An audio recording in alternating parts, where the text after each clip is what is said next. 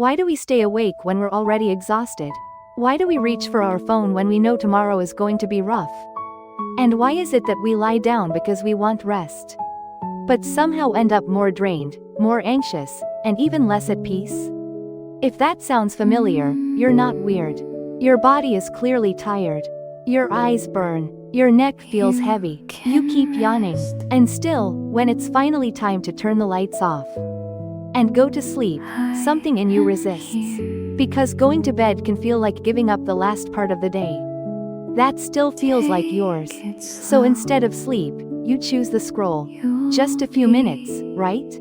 Just one more video, one more post, one more comment thread, and then suddenly, an hour is gone. Then another. If this video found you at the right time, chances are you're one of these people. You're exhausted, but every night you still can't put your phone down. You lie in bed planning to sleep, but somehow end up deep in short videos, random news, or comments you didn't even mean to read. And when it's over, you don't feel better. You feel foggier, more restless, kind of empty. So let me say this first. This is not just about weak discipline. It's not because you're lazy. In a lot of cases, it's closer to this. A mind that's been holding it together all day is trying to rest in the most unhelpful way possible. I've had nights like this too.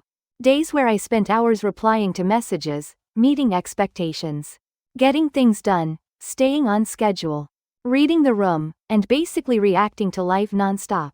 And then night comes. My body is done, completely done. But weirdly, that's when my mind starts to feel more awake.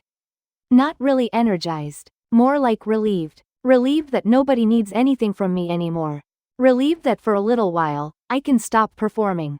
So I pick up my phone. Not because I'm looking for something important. Not even because I'm excited to see anything. But somehow, I keep scrolling. And the worst part is, I already know how it ends. More tired, more empty, more regret. A lot of people explain this by saying it's just a habit. Or phone addiction. Or, well, that's just modern life. And sure, that's part of it. But here's the thing. That explanation doesn't go deep enough. The real question is this. Why at night? Why when we're the most tired? Our phones exist all day. So why does it become so much harder to stop once we're in bed? One big reason is surprisingly simple. Because during the day, very little of your time actually felt like yours. The more your day feels controlled by responsibilities, pressure, expectations, and other people's needs, the more precious nighttime becomes. All day, you may have been doing what had to be done. Answering, showing up, producing, managing, holding things together. Then night arrives, and for the first time all day, there is a tiny opening. No one is grading you. No one is texting you back to back. No one is asking for your best. And that makes sleep feel expensive. You don't delay sleep because you hate sleep. You delay sleep because you're trying to hold on to freedom. From the outside, this looks irrational. If you're tired, why not just sleep? But emotionally, it makes perfect sense. If the day didn't feel like yours, you want the night to make up for it. So you tell yourself, just a little more time. And hidden inside that little more time are thoughts like these. Today was exhausting. I deserve this. I've been holding it together all day. I just want something for me. If I go to sleep now, the day is really over. And I'm not ready for that yet. But that's only part of the story. Sometimes we don't stay on our phone at night just because we want freedom. Sometimes we do it because we don't want to be alone with our own thoughts. When life gets heavy, silence gets louder. During the day, you're busy enough to not notice everything that's sitting underneath the surface. But at night, when things finally slow down, all of it can rush in at once. Something awkward you said, something unfinished, something you're worried about tomorrow. A loneliness you can't quite explain. That low-level anxiety you were too busy to feel earlier. And when that happens, just lying there can feel unbearable. So the phone becomes an easy escape hatch. If something is always moving on the screen, maybe your thoughts won't catch up to you. If new information keeps coming in, maybe your anxiety will quiet down for a minute. And for a moment, it can feel like it works. But this is where it gets tricky. A lot of nighttime scrolling isn't really about curiosity. It's about emotional relief. especially when the content is negative, dramatic, or intense. Our brains are naturally wired to notice threats faster than peace. Bad news grabs us quicker than good news. Conflict sticks more than calm. That means once you start consuming stressful or emotionally charged content at night, it becomes even harder to stop. Because your brain starts acting like the next post might matter. The next headline might explain something. The next update might help you feel more in control. So your thumb keeps moving. It looks like information seeking.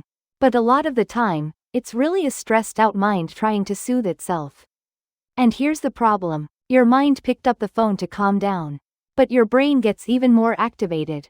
Fast, intense, unpredictable content doesn't help an exhausted brain settle. It wakes it up. It keeps it alert. It pulls it into a state where your body wants sleep. But your brain is still scanning, reacting, and asking for more. So from the outside, it looks like you're resting. You're in bed. The lights are low. You're not doing anything physically demanding. But internally, you may be nowhere near rest. And this is the part where a lot of people start turning on themselves. Why can't I stop? Why do I keep doing this?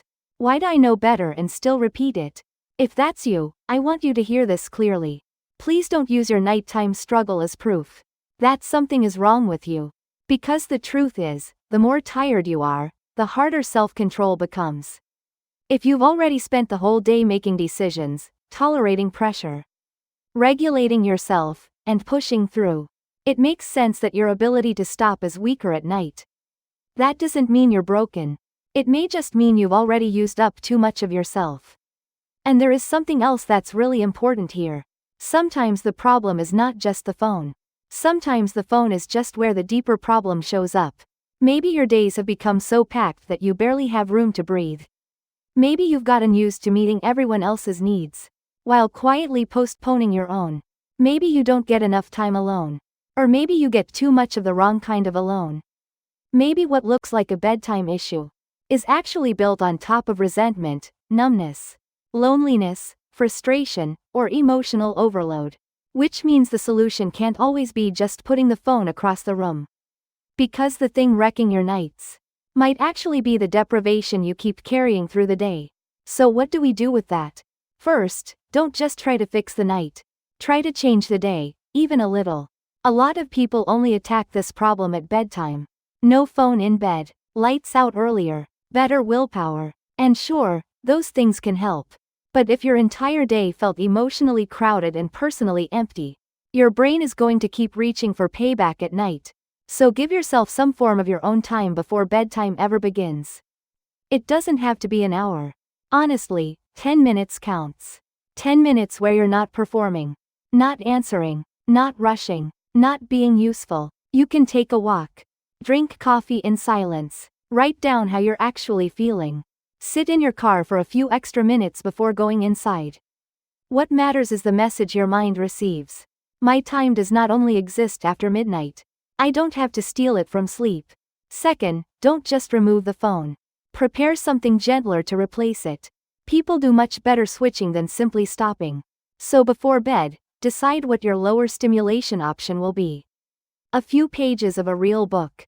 Soft music. A short podcast that doesn't spike your brain. A warm drink. A few lines in a notebook. Simple stretching in dim light. Nothing dramatic. Nothing that turns into another project. The goal is not to become perfect overnight. The goal is to move your brain from high stimulation to lower stimulation. That shift matters more than most people realize. Third, ask yourself one honest question. Am I looking for information right now, or am I looking for comfort? That question can change a lot. Because many of us are not scrolling because we need answers. We're scrolling because we don't want to feel what's underneath the silence. We don't want to feel the loneliness, or the pressure, or the unfinished heaviness of the day. The moment you notice that, you have options. You can say, okay, this isn't really about news or content. My nervous system is asking for relief. And once you know that, you can respond more kindly. Fourth, help your mind close a few open tabs before you try to sleep. If your thoughts start racing the second your head hits the pillow, don't try to solve everything mentally. Get it out of your head and onto something outside of you. Write down 3 things One thing you need to do tomorrow. One thing that's bothering you right now. And one thing that felt heavy today. It doesn't need to be deep. It doesn't need to be pretty. It doesn't even need full sentences. The point is to show your brain that it doesn't have to hold all of it overnight. You're not solving your life in that moment. You're just setting it down for now. Fifth, create a little friction between you and your phone. A tired brain almost never wins against convenience. So don't make this about heroic self-control. Make it about environment. Charge your phone away from the bed. Log out of the apps you lose yourself in. Turn your screen grayscale at night. Use focus mode. Make it just slightly harder to slide into the same automatic loop. You're not trying to become a different person in one night. You're just interrupting the pattern long enough to give yourself a choice. And maybe most importantly, stop making your late night scrolling means something cruel about who you are. People rarely change through shame. Usually, shame just makes us more tired, more secretive, and more stuck. What actually creates change is understanding. Oh, I'm not doing this because I'm weak. I'm doing this because I'm depleted. Oh, I'm not trying to ruin my sleep. I'm trying, in a very clumsy way, to recover from my day. That kind of understanding matters. Because once you stop attacking yourself, you can finally start helping yourself. Maybe your nights are trying to tell you something. Maybe they're telling you that you're more emotionally tired than you realized. Maybe they're telling you that you need more space in your day. That actually belongs to you. Maybe they're telling you that you're tired of having to steal peace from the hours when you should be resting. So tonight, maybe the goal doesn't have to be, I need to sleep perfectly. Maybe the goal is smaller and kinder than that. Maybe it's just this. I want to create a night that feels a little less punishing. Not, I need total control. But, I want to understand what my mind is reaching for. That shift alone can change the direction. So if you're already worried that tonight will be another late one, remember this. What you need most is probably not more guilt. It's more recovery, not harsher control, more care. And if your nights keep falling apart, it may not be because you're bad at sleeping. It may be because your mind has felt pushed aside for too long. So the next time you reach for your phone in bed, pause for 1 second and ask yourself this. Do I actually want to see this right now? Or am I just trying to comfort the version of me that barely made it through today? If you can answer that honestly, your nights can start to change. Not all at once, not dramatically, but quietly. One less scroll, 5 minutes earlier, one moment of noticing instead of numbing. And those small nights add up. Until one day, you're no longer someone who keeps losing sleep. You're someone learning how to rest again. Because in the end, maybe that's the real question. Not why can't I stop scrolling, but what part of me is still asking to be cared for before I can finally let go and sleep.